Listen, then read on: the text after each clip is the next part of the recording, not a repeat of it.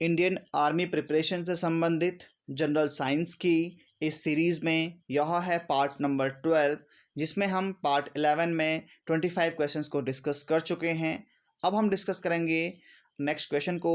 तो यहाँ पर आप वीडियोस को अंत तक ज़रूर देखिएगा। इसमें आपको बहुत सारे लॉजिकल क्वेश्चन साइंस से संबंधित और बहुत सारे इंपॉर्टेंट क्वेश्चन भी मिलेंगे, जो कि इससे पहले के एग्ज़ाम्स में बहुत बार पूछे जा चुके हैं। तो चलिए स्टार्ट करते हैं। फर्स्ट क्वेश्चन है, टेलीविज़न का आविष्कार किसने किया था? तो सिंपल क्वेश्चन है, हु इन्वेंटेड टेलीविज़न? तो टेलीविज़न को का आविष्कार किया था जे.एल. वेयर्ट्ज ने। तो ऑप्शन जो सी है वह सही हो जाता है। नेक्स्ट क्वेश्चन है, टेलीस्कोप का आविष्कार किसने किया था, या टेलीस्कोप का आविष्कारक किसे माना जाता है? Who invented telescope? तो इसका आविष्कारक माना जाता है गैलीलियो गैलीली को। ऑप्शन जो डी है वह सही हो जाता है। नेक्स्ट क्वेश्चन है, गुरुत्वाकर्षण नियमों के आविष्कारक किसे माना जाता है? Who considered the gravitational rules? तो यह दिया था न्यूटन ने। गुरुत्वाकर्षण के नियमों को न्यूटन ने दिया था। तो ऑप्शन जो बी है वह सही हो जाता है। नेक्स्ट क्वेश्चन है, एक जूल में कितने कैलोरी होते हैं? तो एक जूल में कैलोरी होते हैं 0.24 अप्रॉक्स। कैलोरीज जो होती हैं, how many calories are in a joule? तो 0.24 आप कह सकते हैं। तो ऑप्शन जो सी है वह बिल्कुल सही हो जाता है। अगला प्रश्न है, वह उपकरण कौन सा है जिसमें समुद्रों की गहराई नापने के लिए ध्वनि तरंग का प्रयोग किया जाता है? The device which is use to depth of ocean with the help of sound waves? तो वह होता है sonar, sound navigation and ranging. तो ऑप्शन जो बी है वह सही हो जाता है। नेक्स्ट क्वेश्चन है, निम्नलिखित में से कौन सा यंत्र प्रत्यावर्ती धारा को एक दिश धारा में परिवर्तित करता है? यानी कि which of the following converts DC current to AC current? तो इसका जो सही आंसर है वह है अल्टरनेटर, जो कि डीसी करंट को एसी करंट में कन्वर्ट करता है। इससे पिछली वीडियो में हमने आपसे को बताया था कि कौन सा वह यंत्र है जो एसी करंट को डीसी करंट में कन्वर्ट करता है। तो अगर आपको याद है तो प्लीज़ इसको कमेंट बॉक्स में ज़रूर बताएं कि एसी करंट को डीसी में कौन कन्वर्ट करता है। अगला प्रश्न है, साइक्लोट्रॉन किसको त्वरित करने के लिए प्रयुक्त किया जाता है? Which particles are accelerated in a cyclotron? तो जो साइक्लोट्रॉन होता है वह आपके जो पॉजिटिव जो चार्ज्ड पार्टिकल्स होते हैं उनको एक्सेलरेट करने का काम करता है। तो पॉजिटिव चार्ज आपको पता है वह होते हैं प्रोटॉन्स। तो जो ऑप्शन सी है वह इसका सही हो जाता है। नेक्स्ट क्वेश्चन है, निम्नलिखित युग्मों में से किन भौतिक राशियों के समान विमीय सूत्र नहीं हैं? विच of the following combination is not a unique formula similar and physical quantity? तो जो इसका सही आंसर है वह है ऑप्शन सी, यानी कि यहाँ पर जो फोर्स एंड प्रेशर है इनकी जो है यहाँ पर विमीय सूत्र डायमेंशंस जो हैं वह सेम नहीं है।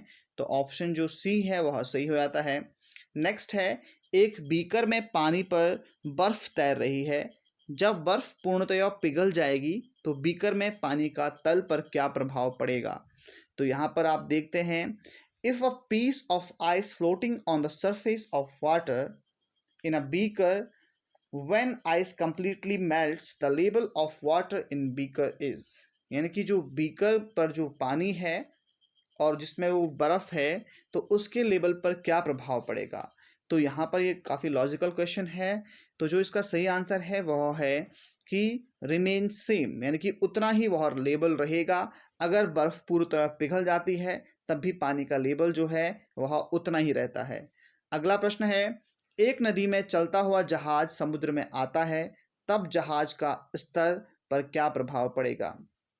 A ship running in a river comes in the sea, then the label of the ship is?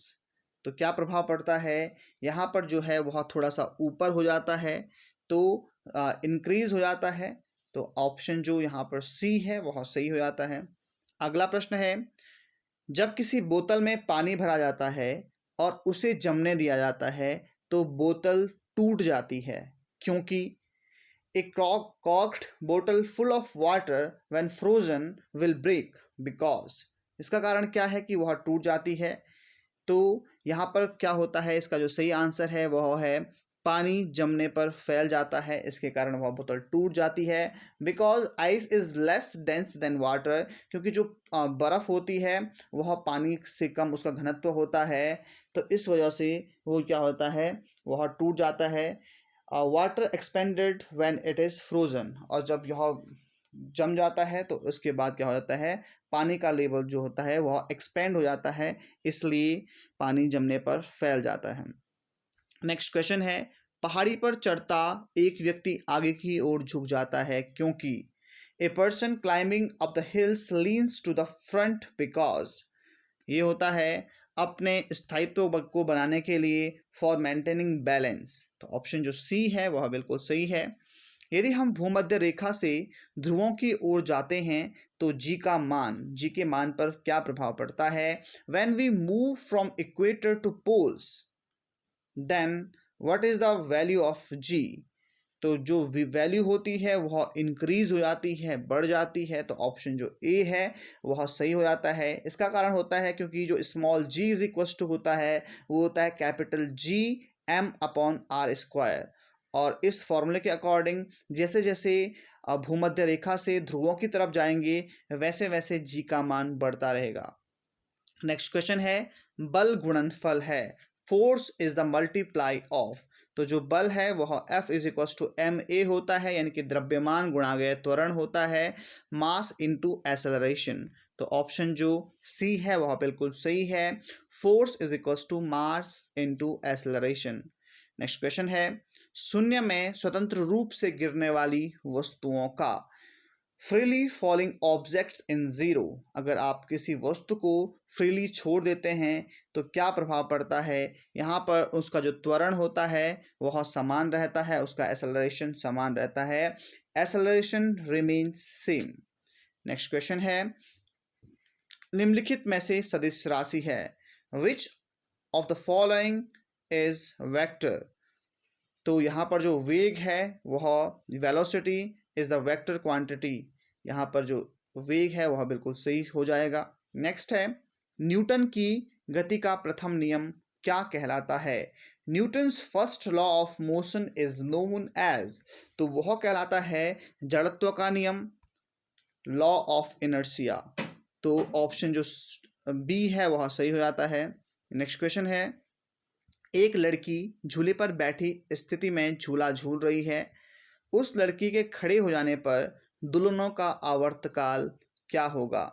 A girl sitting on a swing stands up, what effect will that have on the periodic time of the swing.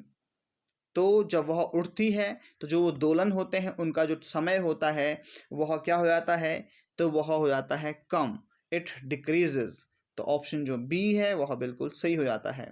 अगला प्रश्न है, बर्फ पर skating करना प्रदर्शित करता है कि दाब बढ़ाने पर बर्फ का गलनांक, तो क्या हो जाता है, snow melting on increasing disease, जहाँ पर scattering on ice that pressure effects of the melting point. तो यहाँ पर जो है वह क्या हो जाता है, उसका जो मेल्टिंग पॉइंट है, गलनांक है, वह घट जाता है। तो ऑप्शन जो डी है वह सही हो जाता है। नेक्स्ट है, यदि किसी वस्तु का वेग दुगना कर दिया जाए तो when the velocity of a moving object is doubled then, तो उसके बाद क्या होगा, तो उसके बाद जो है उसका संवेग भी दुगना हो जाता है और उसकी गतिज ऊर्जा भी 4 गुनी हो जाती है। तो ऑप्शन जो सी है इसका बिल्कुल सही हो जाता है, momentum gets doubled and kinetic energy is quadrupled. तो जो इसका गतिज ऊर्जा है वह 4 गुनी हो जाती है। तो ऑप्शन जो सी है इसका बिल्कुल सही हो जाता है। अगला है, निम्नलिखित में से किस में गतिज ऊर्जा नहीं होती है, किस में इनमें से गतिज ऊर्जा नहीं होती है। विच of the following is not the example of kinetic energy. तो जो खिंचा हुआ धनुष होता है उसमें होती है पोटेंशियल एनर्जी, तो उसमें काइनेटिक एनर्जी नहीं होता है। ड्रॉन बो, इसका जो सही आंसर है ऑप्शन डी। अगला है, दो वेक्टर जिनका मान अलग है। तो उन पर क्या प्रभाव पड़ता है? Two vector whose value is different, तो उस पर ये होता है कि जो उनका परिणाम होता है वह जो होता है कभी भी शून्य नहीं होता है। तो the resultant never be zero, तो ऑप्शन जो बी है वह बिल्कुल सही हो जाता है। जब कोई नाव नदी से समुद्र में प्रवेश करती है तो क्या प्रभाव पड़ता है? When a boat enters the sea from river then, तो उसके बाद जो है वो जो बोट है वो क्या हो जाती है? थोड़ा सा ऊपर उठ जाती है। तो ऑप्शन जो ए है बिल्कुल सही है। Boat slightly rises because of different density and effect of buoyancy force. तो जो क्या होता है, इन दोनों की जो यहाँ पर जो डेंसिटी है वो अलग अलग होती है। जो नदी का पानी होता है उसकी अलग होती है और जो समुद्र का पानी होता है उसकी अलग होती है। तो इस और उसके साथ साथ उत्प्लावकता बल से भी असर पड़ता है, जिससे कि बोट थोड़ा सा ऊपर उठ जाती है। अगला प्रश्न है, जब एक चल वस्तु की गति दोगुनी हो जाती है तो उसकी गतिज ऊर्जा पर क्या प्रभाव पड़ता है? When the speed of an object is doubled, then the kinetic energy is, तो काइनेटिक एनर्जी जो होती है वह चौगुनी हो जाती है। According to the formula K E is equals to half M V square. यहाँ पर जब वेलोसिटी को दोगुना कर दिया जाता है तो 2 × 4 हो जाता है और उसके बाद जो आपकी काइनेटिक एनर्जी हो जाती है वो 4 टाइम्स बढ़ जाती है, चौगुनी हो जाती है। अगला प्रश्न है, जब दूध को बिलोया जाता है तो उसमें से मक्खन अलग हो जाता है, इसका क्या कारण है? What happens when butter separates from the milk? तो किसके कारण यह होता है? What is the reason? तो रीजन है यहाँ पर इसका केंद्रापसारी बल, या उसको आप अपकेंद्रीय बल भी कह सकते हैं। सेंट्रीफ्यूगल फोर्स के कारण जो होता है वह मक्खन अलग हो जाता है दूध से, क्योंकि जो सेंट्रीफ्यूगल फोर्स होता है वह सेंटर की तरफ लगता है। तो यहाँ पर हमने डिस्कस कर लिए हैं 25 क्वेश्चंस को। आशा है आपको क्वेश्चंस समझ में आए होंगे, अच्छे लगे होंगे। अगर वीडियो प्रयास पसंद आया है तो वीडियो को लाइक ज़रूर कर दें, और अगर आप इस प्रकार के वीडियोज़ और चाहते हैं तो प्लीज़ चैनल को सब्सक्राइब कर दें और अपने दोस्तों के साथ इस वीडियो को शेयर ज़रूर करें। इसी तरह की और वीडियोज़ के नोटिफिकेशंस को पाने के लिए बेल आइकन को भी ज़रूर टैप कर दें। मिलते हैं नेक्स्ट पार्ट में। तो दोस्तों, आज की वीडियो में इतना ही। वीडियो देखने के लिए आपका बहुत बहुत शुक्रिया।